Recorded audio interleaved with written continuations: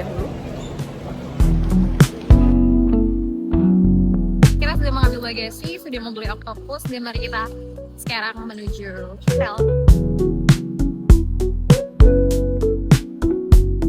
Jadi di sini tuh sebenarnya nggak perlu bingung karena transportasinya tuh udah lengkap banget. Kalau misalnya mau naik bus bisa, MTR bisa, taksi juga bisa. Nanti langsung datang aja ke Transport Information yang ada di sini.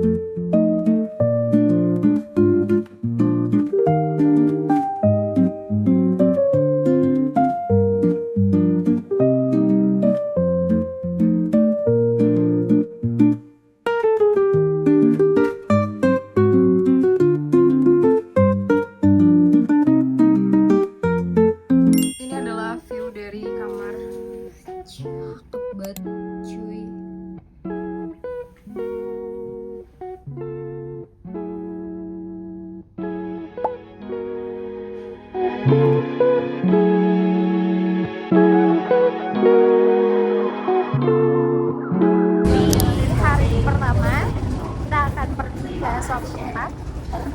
Ini udah jam berapa?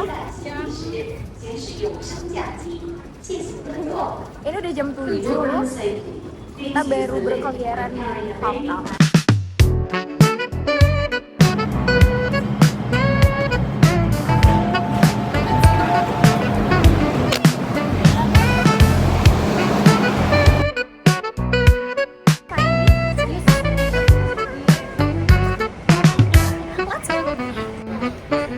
Sesungguhnya tuh kita nggak tahu mau pergi kemana, jadi ya udah kita berjalan tanpa arah. Terus kita juga banyak banget adegan nyasarnya. Jadi pas nyampe Simsasue tuh udah sekitar jam 8-an gitu dan banyak banget yang udah tutup. Padahal di sini tuh banyak banget tempat wisata yang bisa dikunjungi. Cuman karena memang kita waktunya udah mepet banget, jadi nggak sempet lagi datang. Dan ya udah kita jadinya bengong-bengong aja. Dan itulah keseruan di hari pertama.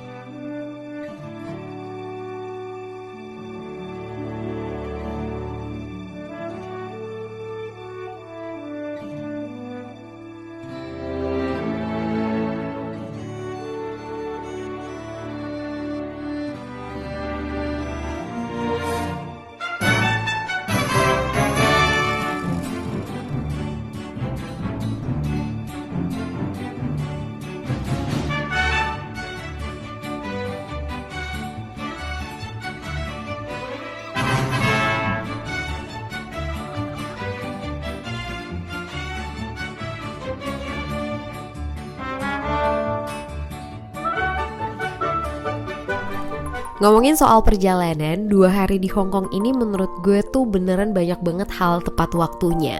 Pas hari pertama, kita tuh tepat aja. Ternyata dapet hotel yang deket dengan MTR dan kamarnya oke. Hari kedua, tepat banget ke Disneyland di hari kedua ini. Karena ternyata tuh gak rame banget. Bahkan ini tuh hitungannya sepi. Jadi semua wahana tuh bisa banget kita naikin tanpa antri yang lama. Dan pas buat vlog ini, gue tuh baru kelarin 1 buku. Di sana dia tuh bilang kalau hidup sebenarnya nggak memiliki makna apapun, tapi lo tuh bisa tentuin makna pada kehidupan tersebut. Dan cuman lo lah yang bisa menetapkan makna bagi hidup lo sendiri. Dan kalimat ini tuh beneran melekat di gue, dan gue tuh pengen berbagi aja. Oh iya, vlog lengkap untuk keseruan Disneyland bakalan gue buat di video lain ya, karena terlalu banyak momen di sana. Dan hari kedua di Hong Kong selesai. Jadi kita mau ke Macau hari ini. Tapi sebenarnya ferry-nya kita tuh jam 9 dan ini udah jam 9. Terus kita masih kebingungan di manakah tempatnya.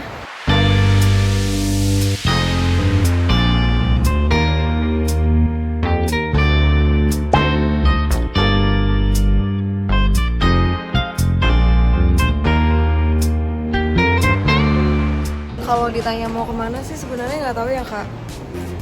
Kita kayaknya ikutin arus aja deh.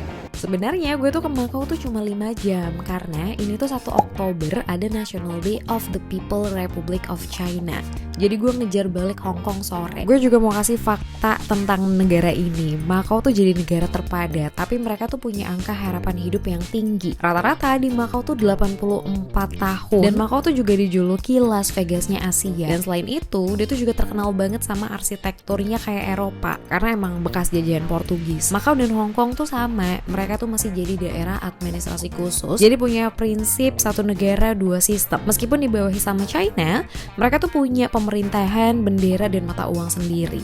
Dan gue tuh nggak lama di sini dan gue tuh lanjut lagi balik ke Hong Kong.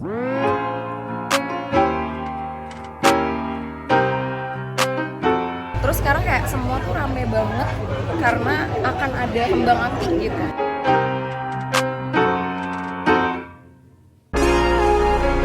Dan ini tuh udah rame banget di sini. Kita tuh lagi di jalan Tsim Sha Tsui. Gemai. Nih ya, lihat sekitar.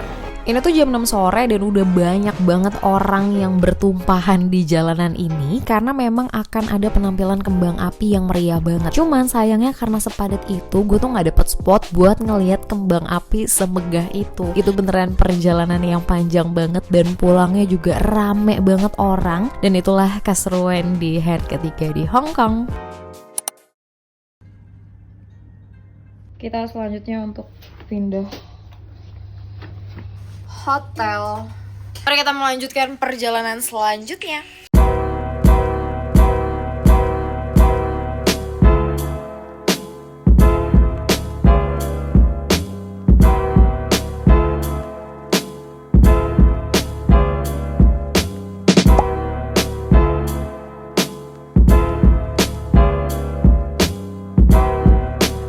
Setelah pindah hotel, kita lanjut lagi perjalanannya. Nggak afdol rasanya kalau misalnya nggak mau bahas makanan enak yang ada di Hong Kong. Salah satunya tuh dim sum. Gue beneran berasa ini tuh dimsumnya tuh enak banget. Jadi kalau misalnya lo ke Hong Kong wajib sih cobain dim sum ini. Dan kayaknya tuh juga udah terkenal deh. Terus kalau misalnya ngomongin yang manis-manis, itu menurut gue Bakehouse adalah juaranya. Gue suka banget. Enak banget. Enak banget.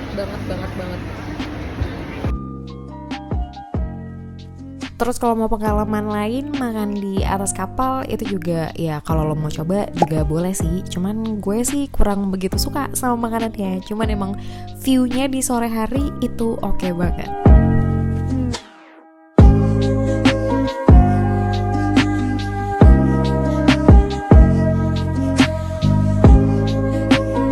Dan itu tadi perjalanan di hari keempat. Hari terakhir kita di Hong Kong. Hari terakhir di Hong Kong gue kira semuanya bakalan berjalan biasa aja. Tapi justru di hari ini gue malah ketemu kejadian yang gak cuman bikin gue pengen nangis sambil ketawa, tapi bikin gue tuh mikir dan memberikan dorongan kenapa vlog ini harus gue buat.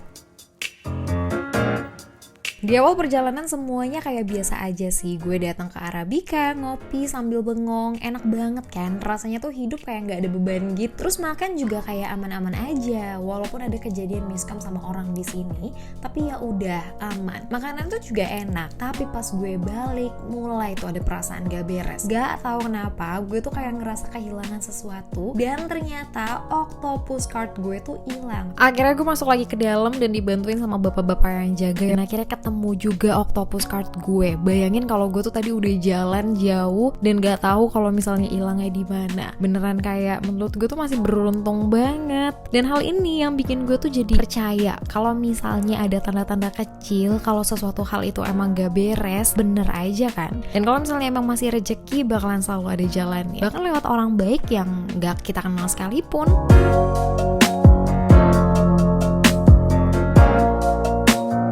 Gue kira kan ya udahlah kejadian gongnya cuma itu doang. Nggak taunya ada lagi tuh. Kita udah 3 kali naik bis. Ini perjalanan paling panjang selama 5 hari. Betul. Kali ini drama pakai salah naik bus dan berujung lewatin jalanan sepi dan tanjakan yang panjang. god. Kok rada serem tapi we have no clue. Tapi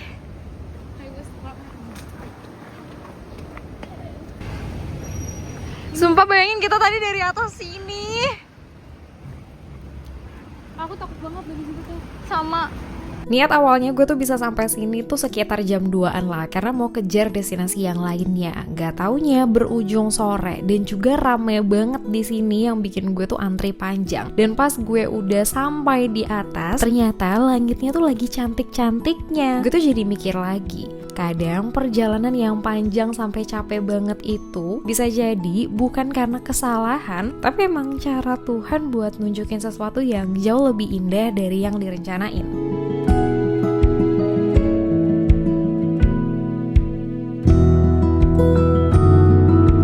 Terakhir di Hong Kong tuh ngebekas banget, karena bukan cuma perkara destinasinya aja, tapi orang-orang yang gue temui, rute dan waktu yang gue kira salah tapi ternyata tepat, dan momen kecil yang ternyata punya makna besar. Semua kejadian itu ngajarin gue lagi buat percaya kalau semesta emang selalu punya caranya sendiri. Itulah kenapa vlog ini gue kasih judul Everything Happen for a Reason, karena segala sesuatu emang terjadi pasti ada alasannya. Entah jawabannya bisa ditemui saat itu juga, atau pas nanti ketika udah lewatin. Dan gue harap lo tuh juga bisa temuin dan ciptain makna di setiap hidup lo.